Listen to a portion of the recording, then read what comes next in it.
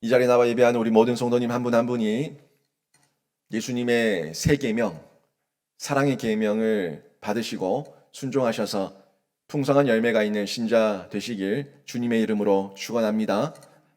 제가 1월 달 마지막 주 설교 때 여러분에게 이런 제목으로 말씀을 전했죠. 복음, 나부터 변화라는 제목으로 1월 마지막 주에 말씀을 전달했습니다. 이날 제가 전달할 때 로마서 3장 9절 말씀을 핵심적으로 여러분에게 전달하고 전했어요.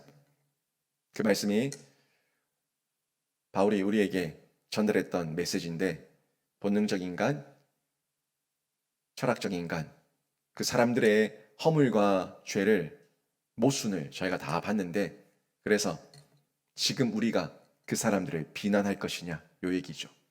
그러면 어떠하냐? 우리는 나으냐?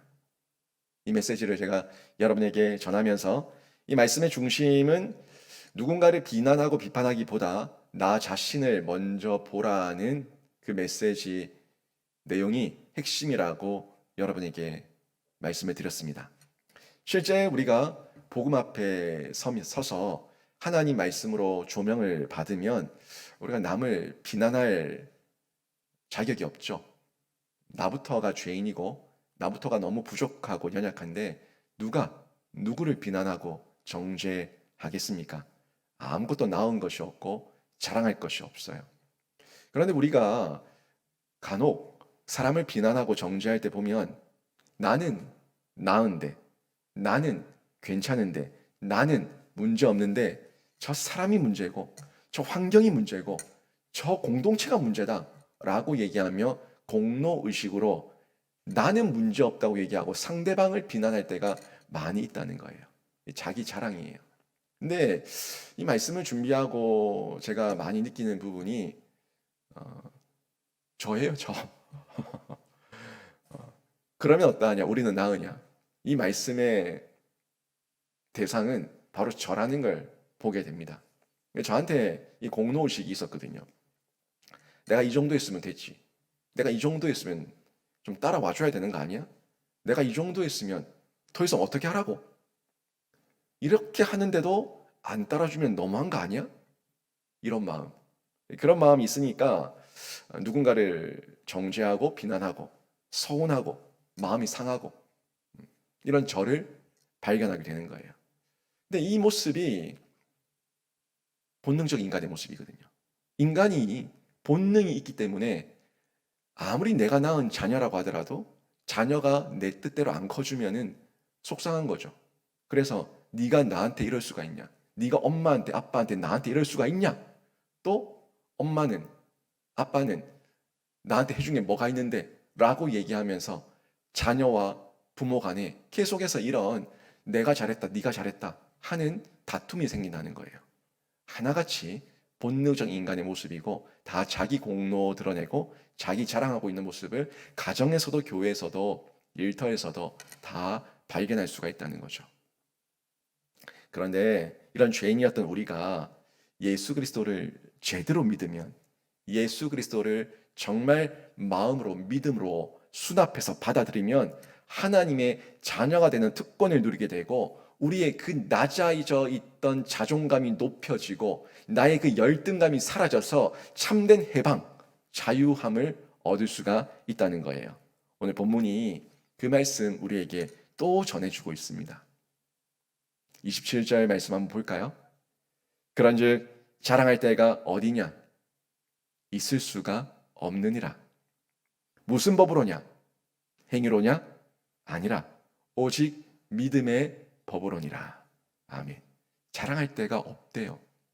저도 제가 아무리 수고하고 고생하고 헌신했다고 해본들 우리 교회 어떤 중직이라도 어떤 일꾼이라도 아무리 수고하고 헌신하고 열심히 했다고 해본들 우리가 하나님 앞에 서면 복음 앞에 서면 그 하나님의 공로와 하나님의 은혜와 하나님의 사랑이 더 승하고 더 크니까 우리가 자랑할 게 없다는 거예요. 행위로냐? 아니라 오직 믿음의 법으로니라. 바울이 이 메시지 전해주고 있는 겁니다. 결국 구원받은 우리에게 진짜 구원의 감격으로 젖어 있고 구원의 감격으로 내가 반응하고 있다면 자랑할 것이 없다는 고백이 우리의 고백이어야 한다는 것을 전해주고 있습니다. 왜 그렇습니까? 결국 바울이 전하는 복음, 바울이 전하는 그 복음을 통한 구원은 행위가 아니라 믿음의 법. 믿은 거예요, 믿은 거. 내가 한 게 아니라 내가 믿어져 버린 거예요. 믿게 하신 거예요. 믿음의 법이기 때문에 우리가 자랑할 게 없다는 거예요. 그러면 믿음의 법은 또 뭡니까? 라고 묻는데 28절에 한번 보세요.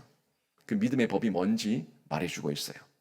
그러므로 사람이 의롭다 하심을 얻는 것은 율법의 행위에 있지 않고 믿음으로 되는 줄 우리가 인정하노라. 아멘. 율법의 행위가 아닌 믿음이에요. 믿음. 율법의 행위는 겉으로 드러내는 거죠.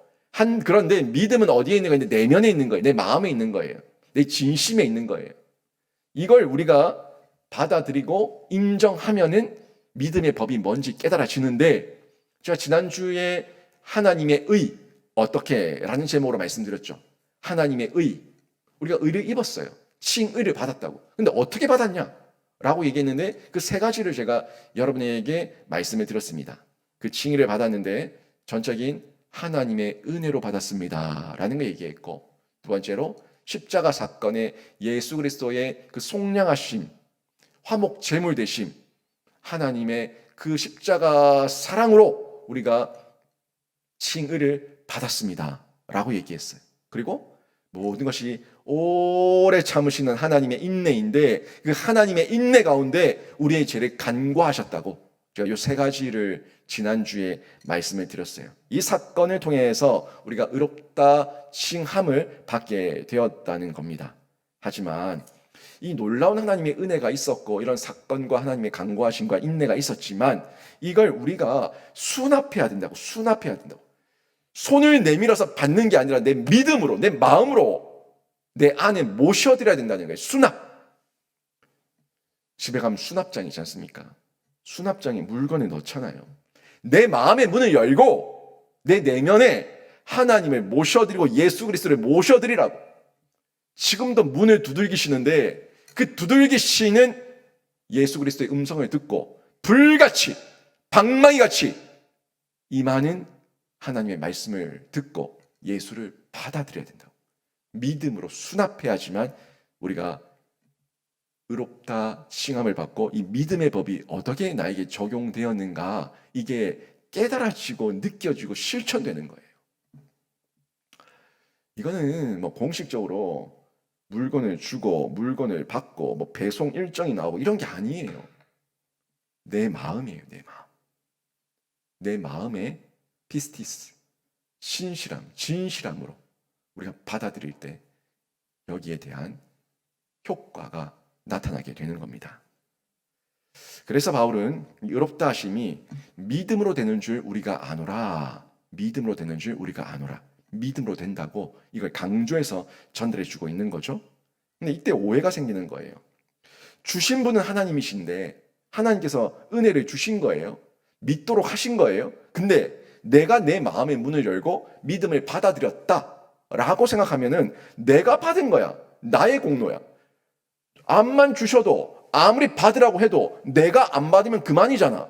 내가 내 마음의 문을 열고 내가 받아들였으니까 나의 공로야. 라고 얘기한다면 여러분 이건 정말 착각이고 정말 오해입니다. 이거는 우리의 자랑거리가 될 수 없습니다. 모든 인간의 구원과 구원 계획과 구원의 실행, 이거는 전적인 하나님의 은혜고 하나님의 작정이고 하나님의 역사이기 때문에 우리가 자랑할 건 아무것도 없다는 거예요. 예를 들어 볼게요. 엄마 아빠가 외부에 나가서 일을 하고 열심히 돈을 벌었어요. 그래서 엄마가 또 시장에 가서 좋은 재료를 사기 위해서 뒤집어보고 엎어보고 고르고 골라서 좋은 식자재를 골라가지고 집에 와서 그 뜨거운 불 앞에서 음식을 다듬고 손질을 해서 맛있는 밥을 차리고 식탁에 쫙 차려놓고 누구야 와서 밥 먹어라 라고 얘기했어요. 은혜입니까? 은혜가 아닙니까? 은혜예요. 근데 이 아이가 와서 내가 먹어주면 엄마 뭐 해줄 건데? 내가 이거 먹어주면 엄마 뭐 해줄 건데? 안 먹어 안 먹어 안 먹어. 엄마 먹어주면 뭐 해줄 건데? 말해봐 말해봐. 라고 얘기한다면 어떻게 해야 돼요? 싸대기 한 대 맞아야죠. 아니, 무슨 공로가 있어요, 지가. 자기는 다 차려놓은 하나님의 은혜, 부모님의 은혜 가운데 숟가락 얹어서 먹는 것밖에 없는 거예요. 자기의 유익이에요, 유익. 너 살라고 주는 거예요. 내가 먹어야 사는 거예요. 당연히 먹어야 사는 거예요. 근데 내가 살기 위해 먹어놓고 엄마가 차려놓은 그 밥을 내가 내 손으로, 내 노력으로, 내 수고로 먹었으니까 엄마 나한테 뭐 해줄 건데? 라고 얘기한다면 이런 말이 어딨냐는 거죠. 있을 수 없다는 거예요. 여러분, 이런 고민 속에서 그렇다면 내가 하나님을 믿는 믿음의 행위 어떻게 해야 되는가? 내가 믿음으로 수납하고 또 행동으로 살아내는 이 모습을 성경을 통해서 어떻게 풀어가고 어떻게 이해해야 될 것인가? 성경에서 말씀하고 있는 율법과 성경에서 말씀하고 있는 믿음을 내가 어떻게 이해해야 될 것인가? 분명히 성경에서 하라 하지 말라는 말씀이 아직도 유효한 것들이 있는데 이걸 율법으로 받아들여야 되는 것인가? 아니면 믿음으로 내가 수납해서 내가 어떻게 살아내야 되는 것인가? 또 내가 살아내고 난 이후에 이것이 율법의 행위로 한 것이냐? 아니면 믿음으로 실천한 것이냐? 이걸 어떻게 구분할 것인가? 하는 부분에서 여러분의 정리가 돼야 된다는 거예요. 여러분이 이 자리에 앉아있는 게 여러분의 공로입니까? 내가 잠 오는데 이 아침에 안 자고 눈 비비고 일어나서 여러분 앉아있는 것이 여러분의 공로입니까? 아니면 하나님의 은혜의 반응입니까? 이거예요. 이걸 이해하기 위해서 성경에 말씀하고 있는 율법, 율법이 성경입니다. 성경이 율법이고 율법이 성경이에요. 그걸 율법으로 받을 것이냐 아니면 성경을 믿음으로 하나님의 말씀으로 하나님 앞에서의 반응으로 받아들일 것이냐 여기에 대한 우리의 반응이 너무 극명하게 달라진다는 거죠. 그러면 이 시대에 율법이 파기되었습니까? 율법이 지금 이 시대에 폐기되었냐고요? 이 부분에 대해서 한번 생각해 보자고요. 29절 말씀 보십시오. 하나님은 다만 유대인의 하나님이시냐? 또한 이방인의 하나님은 아니시냐? 진실로 이방인의 하나님도 되시느니라. 아멘. 율법을 이야기하고 혈통을 이야기하면은 우리는 이방인이에요. 우리는 율법을 직접 받은 사람들도 아니고요. 우리는 혈통으로 그 피도 아니에요. 그렇다면 우리는 이방인인데 하나님이 유대인만의 하나님이시냐? 이방인의 하나님은 아니냐? 아니다. 진실로 이방인도 그들에게도 하나님이 하나님이시다. 그들의 하나님이 되신다. 이 말씀이 성경이 말씀하고 있는데 결국 율법으로 우리들만 선민이라고 얘기하고 있는 그들은 틀렸다는 거예요. 율법을 잘못 이해했다는 거예요. 우리는 이 사람들의 이론대로 하면 율법대로 하면은 우리는 이방인이고 하나님을 아버지라고 부를 수 있는 자격이 없는 사람들입니다. 그런데요. 하나님의 은혜로 구원받는 특권을 받아서 예수 그리스도의 의를 덧입어서 의롭다 칭함을 받게 되었죠. 그리고 하나님의 자녀, 양자가 되었습니다. 그것도 지난주에 봤었던 22절 말씀처럼 차별 없는 하나님의 칭의, 이방인이나 유대인이나 차별 없는 칭의를 저희가 받았다는 거예요. 과연 우리가 무슨 의가 있어서, 무슨 율법의 의, 행위의 의가 있어서 우리가 칭의를 받을 수가 있겠습니까? 이 말씀이 결국 28절 말씀의 내용으로 넘어와서 우리의 의는 믿음으로 받은 것이고 하나님의 전적인 은혜고 행위는 없다는 거고 또 28절의 이 말씀이 에베소서 말씀과 연결돼요. 에베소서 2장 8절과 9절 말씀에 나왔던 이 말씀이 오늘 본문 말씀 28절과 또 연결이 된다는 거예요. 한번 잘 보세요. 28절을 생각하면서 지금 에베소서 2장 8절과 9절 말씀을 보세요. 너희는 그 은혜에 의하여 믿음으로 말미암아 구원을 받았으니 28절에 나왔던 내용이죠. 이것은 너희에게서 난 것이 아니요 하나님의 선물이라 행위에서 난 것이 아니니 행위가 아니라고 28절에 나왔던 말씀이죠. 이는 누구든지 자랑하지 못하게 함이라. 아멘. 자랑할 게 없대요. 28절, 29절 다 나왔던 내용이에요. 바울의 신학이 로마서에만 나온 것이 아니라 에베소에서도 연결되어서 동일한 같은 맥락에서 율법과 믿음이라는 그 관계성의 의의가 어떻게 우리에게 주어졌는가 하는 부분을 전해주고 있음을 발견할 수가 있는 겁니다.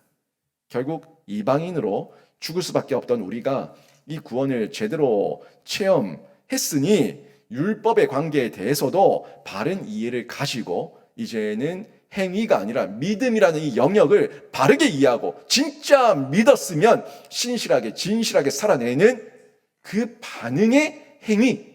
근데 이 행위는 나의 공로가 아니라 믿음의 반응으로 살아내는 그 실천을 요청하고 있는 거죠. 31절 말씀 보십시오. 31절 보시면 그런즉 우리가 믿음으로 말미암아 율법을 파기하느냐? 율법을 파기하느냐? 그럴 수 없느니라. 도리어 율법을 굳게 세우느니라. 아멘. 바울이 뭐라고 얘기해요? 율법을 파기하지 않는다라고 분명히 얘기하고 있습니다. 율법을 파기하지 않는다. 도리어 율법을 굳게 세운다고 얘기하고 있는데 이 율법을 굳게 세운다는 것은 율법에 매인다는 이야기가 아닙니다. 율법의 본 의도를 세운다는 거예요. 율법의 본 마음을 세운다는 거예요. 율법을 주셨던 하나님의 사랑의 마음을 깨달아서 그 사랑의 실천으로 살아낸다는 거예요. 이게 율법을 진짜 율법답게 세운다는 거예요. 엄마가 공부하라고 한다고 엄마를 증오하고 엄마를 미워하고 엄마는 나를 괴롭히는 마귀라고 얘기하면서 책상에 앉아서 자기 노트를 빡빡 긁고 있다면 행위로는 책상에 앉아서 공부한 척하고 있지만 그 마음의 내면은 부모를 죽이고 있는 거예요. 이거는 참 사랑이 아니에요. 이 자리에 앉아 있는 것이 지옥 같다면 하나님의 영화롭게 하는 게 아니에요. 내 마음에 정말 하나님을 사랑한다는 그 마음 가지고 이 자리에 앉아있고 신앙의 책임을 다하고 신앙의 의무를 다하고 거기에 대한 내 반응을 보이는 것, 그게 하나님을 영화롭게 하고 하나님을 사랑하는 참된 율법을 굳게 세우는 모습이에요. 율법의 본 의도와 목적을 분명하게 알아서 율법을 통해서 하나님을 만나니까 하나님의 의도와 사랑을 깨달으니까 이제는 하나님을 영화롭게 하고 하나님을 사랑하고 자랑하는 삶을 살아내게 되는 거죠. 어떤 사람은 또 이런 오해를 합니다. 우리가 은혜로 구원받는 은혜의 시대를 살고 있으니까 과거 율법은 모두 폐기되었고 폐해졌다. 지금 신약 시대야. 구약 시대가 아니야. 구약의 율법은 끝났어. 이렇게 말하는 사람도 있다는 거예요. 예를 들어서 구약에는 짐승의 피를 뿌리는 제사를 드렸는데 지금 안 드리잖아. 예수님께서 십자가에 죽으심으로 다 이뤘잖아. 그러니까 지금은 구약 시대가 아니고 신약 시대니까 율법은 끝난 거야 라고 얘기해요. 얼핏 들으면 맞는 것 같죠? 그런데요, 얼핏 들으면 맞는 거 아닌데 틀린 말이에요. 지금 31절의 이 바울의 고백, 예수님께서 말씀하셨던 마태복음 5장 말씀과 비교해서 볼까요? 마태복음 5장 18절 말씀 같이 한번 읽습니다. 시작. 진실로 너희에게 이르노니 천지가 없어지기 전에는 율법의 1.1획도 결코 없어지지 아니하고 다 이루리라. 아멘. 예수님이 율법을 폐기하러 오셨습니까? 아니에요. 율법을 다 이루기 위해 오셨어요. 그리고 바울이 뭐라고 얘기해요? 율법이 파기하냐? 아니다. 율법을 굳게 세운다.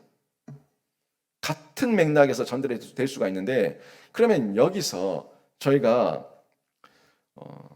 모순이 생긴다는 거예요.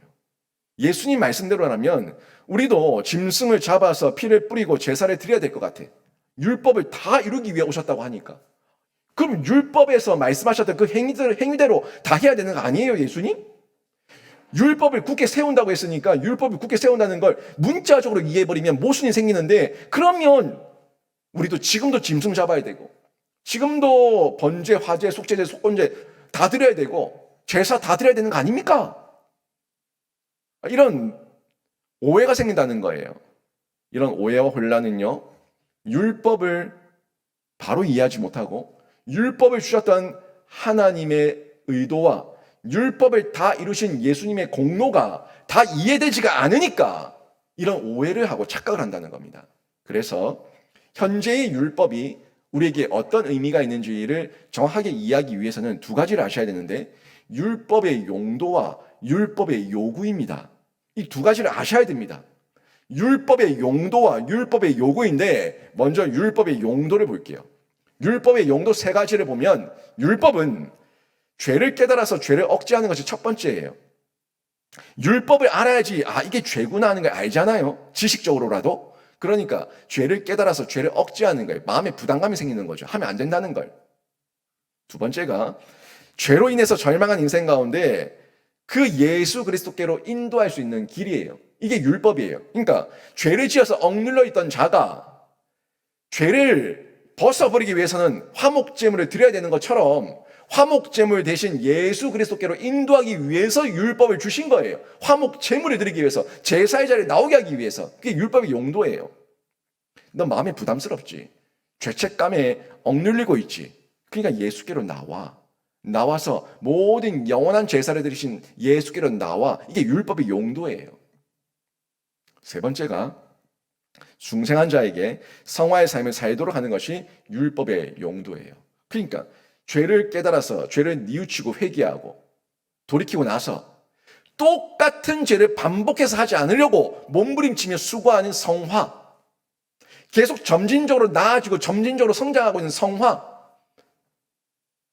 과거의 구약의 그 백성들도 자기가 죄를 지을 때마다 양을 죽여야 되니까 그 양을 죽이는 그 양의 그 몸값, 짐승을 사야 되는 그 몸값이 아까워서라도 내 죄를 안 지어야겠다는 몸부림이 있었는데, 마치 그런 것처럼 우리가 예수 그리스도의 그 죽으심과 그 예수 그리스도의 피 흘리심과 예수 그리스도의 은혜를 깨달아서 내가 알게 되면은 내가 똑같은 죄를 범하지 않아야겠다, 내가 이런 죄를 안 하고 점점 자라가고 성장해야겠다는 성화의 삶으로 뛰어든다는 거예요. 이게 율법의 용도예요, 용도.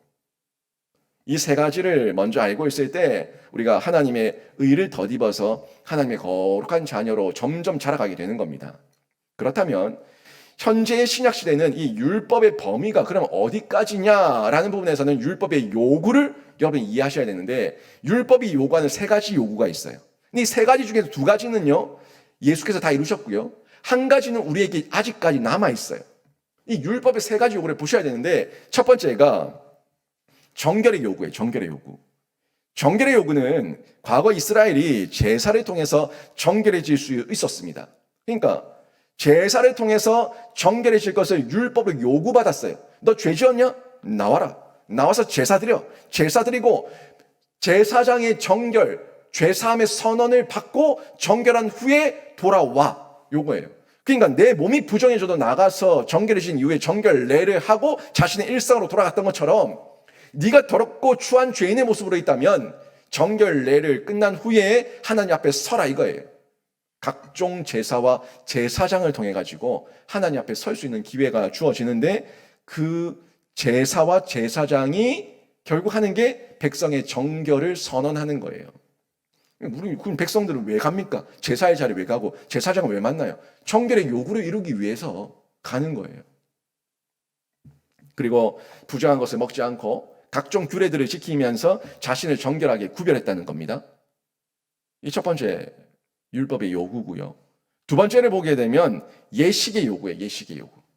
예식의 요구는 이스라엘 백성이 제사 지낼 때 여러 가지 방법으로 제사를 드렸죠. 번제, 화목제, 속죄제, 속건제 이런 제사들도 있었고, 또 제사를 드릴 때 소제, 화제, 요제, 거제, 전제 이런 것들이 있었어요.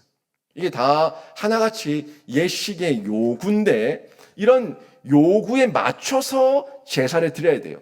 부위들마다 짐승을 잘라서 각을 뜨면은 이 부위는 어떻게 드려야 되고, 이 부위는 어떻게 드려야 되고, 곡식은 어떻게 드려야 되고, 그리고 기름은 어떻게 드려야 되고, 포도주는 어떻게 드려야 되고, 다 율법에 다 나와 있어요.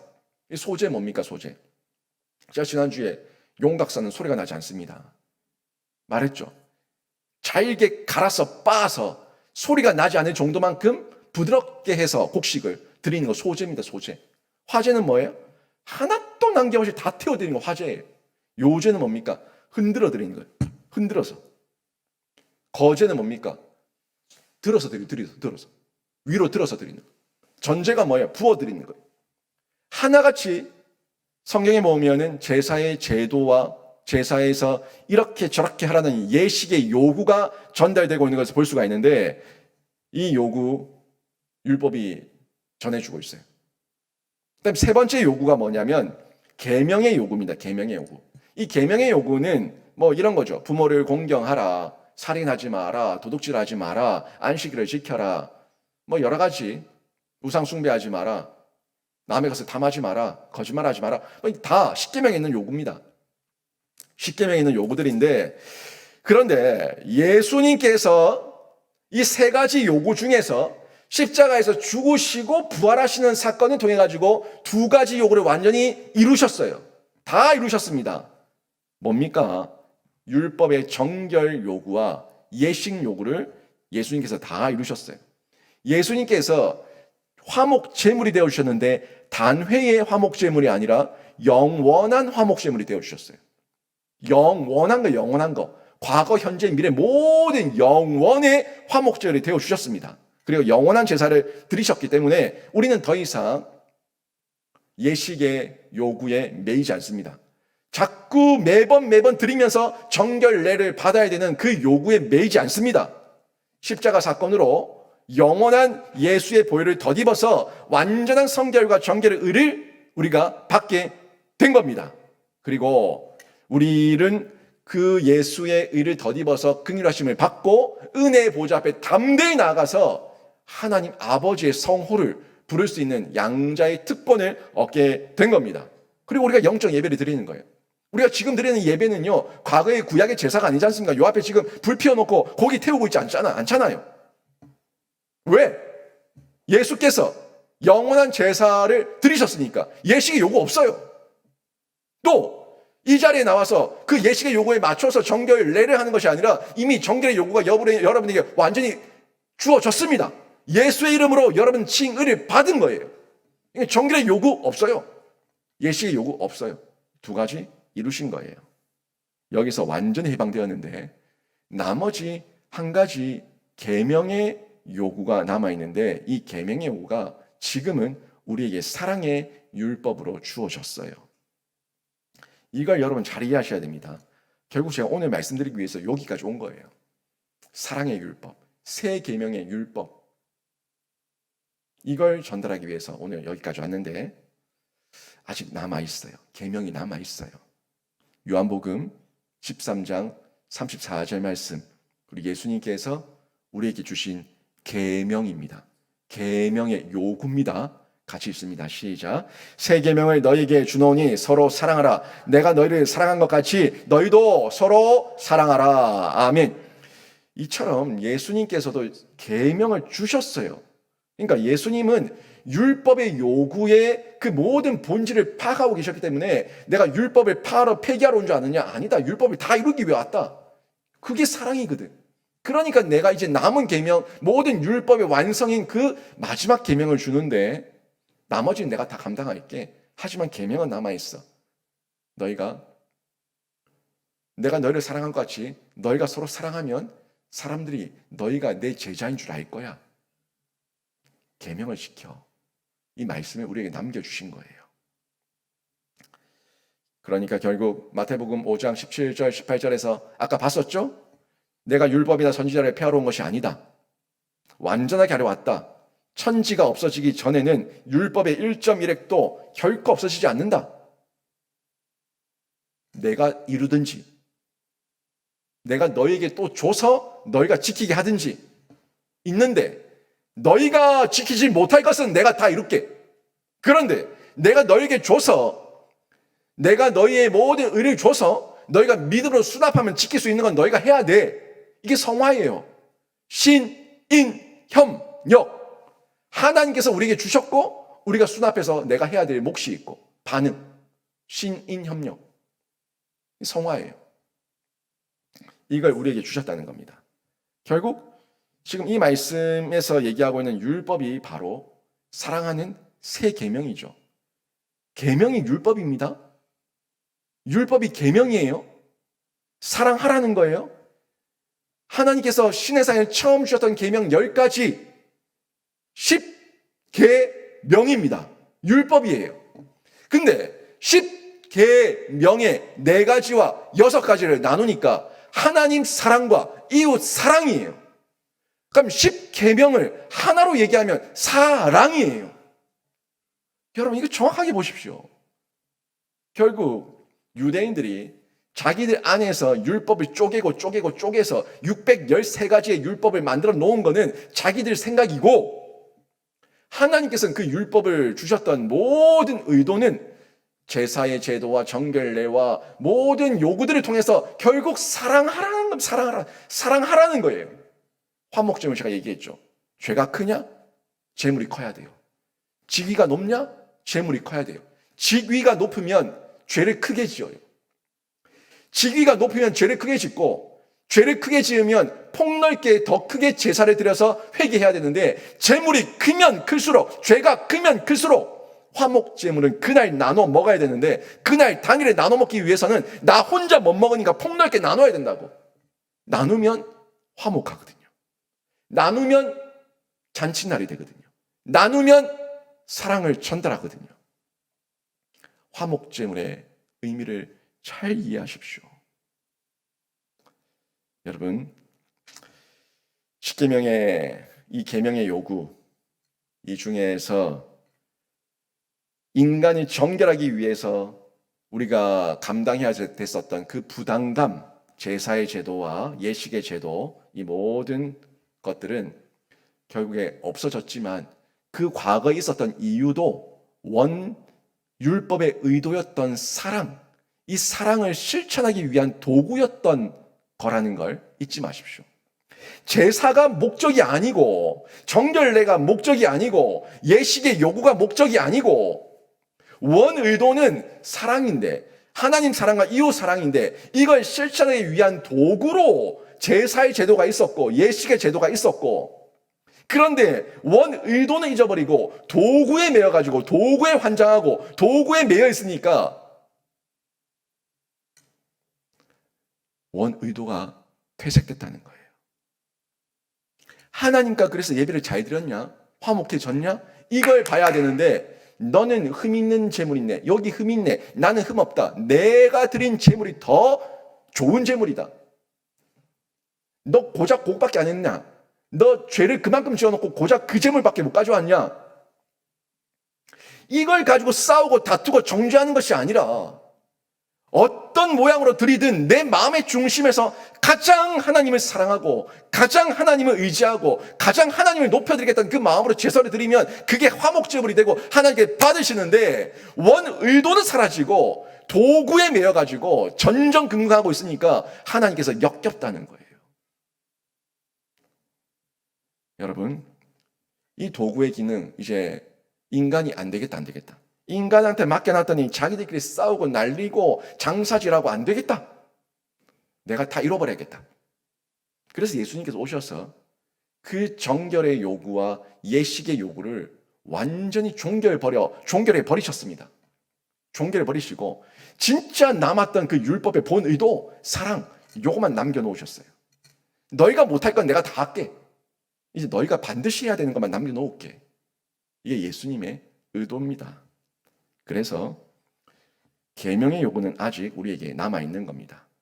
계명으로의 율법을 이루는 그 방법과 길이, 과거에는 제사, 제물, 다양한 예식의 제도, 이런 것들이었는데 다 필요 없어요. 모든 방법과 길이 예수 그리스도께로 통일된 줄로 믿습니다. 예수 그리스도 외에는 이 율법과 계명과 사랑을 지킬 수 있는 방도가 없어요. 그래서 예수님께서 요한복음 14장 6절에서 뭐라고 말씀하셨어요? 예수께서 이르시되 내가 곧 길이요 진리요 생명이니 나로 말미암지 않고는 아버지께로 올 자가 없느니라.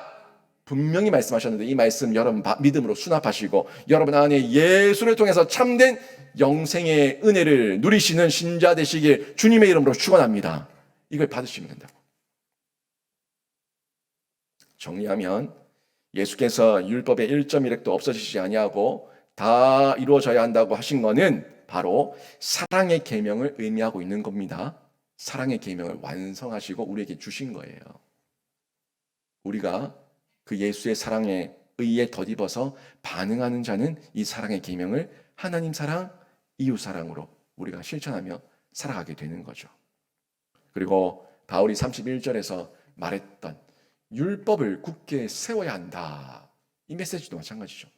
율법을 굳게 세운다는 것은 사랑의 반응을 더욱더 우리가 돈독하게 하고 우리 공동체 가운데 폭넓게 나눈다는 거예요. 이 사랑의 계명이에요. 요한복음 14장 21절에서 예수님께서 이런 말씀하셨어요. 나의 계명을 지키는 자라야 나를 사랑하는 자니, 나를 사랑하는 자는 내 아버지께 사랑을 받을 것이요 나도 그를 사랑하여 그에게 나를 나타내리라. 중요한 부분, 나의 계명을 지키는 자라야 나를 사랑하는 자니. 그 사랑의 계명이 뭐예요? 제사입니까? 소제, 화제, 요제, 거제, 전제 뭐 그런 거예요? 아니요. 정결의 요구 없습니다. 예식의 요구 없습니다. 계명의 요구만 남았는데 그 계명이 새 계명이에요. 서로 사랑하라. 이 계명만 우리에게 남아 있는데요. 예수의 사랑을 체험하고 반응하는 우리의 순종이 우리가 계명을 지키는 것임을 기억하시고 계명을 잘 지키시고 풍성한 열매가 있기를 바랍니다. 여러분, 예수님을 사랑한다는 고백은요, 결국 우리와 하나님과의 관계가 회복되었다는 믿음의 고백입니다. 이제 이 증거가 확실한 고백임을 내 삶의 열매로 증명해야 되는데 다른 방법은 없습니다. 오직 예수 그리스도를 우리가 사랑을 체험한 만큼, 예수의 사랑을 체험한 만큼 그 사랑의 반응이 드러난다는 것, 이거 꼭 기억하시고, 진정 여러분이 말씀 앞에서 나는 죽을 수밖에 없는 죄인입니다 라고 인정하고 고백을 하십시오. 그래야지 반응이 일어나요. 내가 잘났다, 내가 잘했다, 내가 똑똑하다, 나는 다 괜찮은데 저 사람들이 문제고, 저 집단이 문제고, 저 그룹이 문제고, 저 교회가 문제고, 저 목사가 문제고, 사랑의 반응이 일어나지 않습니다. 제가 이 성도가 문제다라고 얘기하는 순간부터 저에게는 아무런 반응, 사랑의 반응 없습니다. 내 탓이다, 내 문제다, 내가 연약하다, 내가 부족하다. 이때 나의 죄인됨을 폭넓게 인정할 때부터 하나님을 사랑하고 이웃을 사랑하는 반응이 나오는 거예요. 그리고 하나님과의 관계가 회복되었음을 여러분이 이제 느끼실 때 한 번 느끼고 끝내지 마시고, 하나님의 관계가 회복되고 회복되었다는 게 느껴지면 이걸 강화시켜 나가세요. 강화. 뭐로? 기도와 예배로 강화시켜 나가십시오. 방법이 없어요. 여러분이 하나님과의 관계가 확인되고 회복되었다는 게 느껴지면 한 번 단회로 끝나면 또 되돌이표. 계속 원점.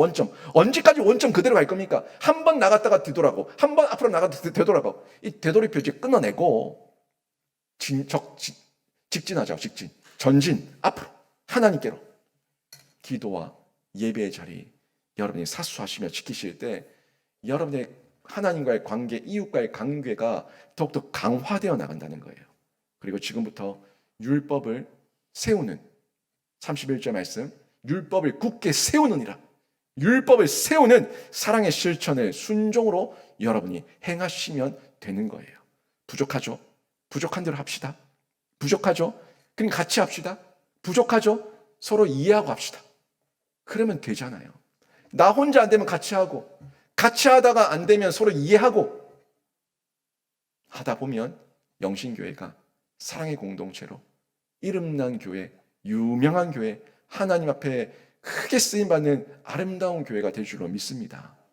이 믿음 가지고 우리가 살아가는데요, 서로 사랑함을 통해서 모든 사람이, 우리 모든 성도가 예수의 제자임을 알게 될 건데, 율법의 메인자가 아니라 자유합시다. 율법의 정결의 요구, 예식의 요구, 여기선 자유하고 새 계명인 사랑의 열매를 풍성히 다 맺는 신자로 쓰임받기를 주님의 이름으로 축원합니다.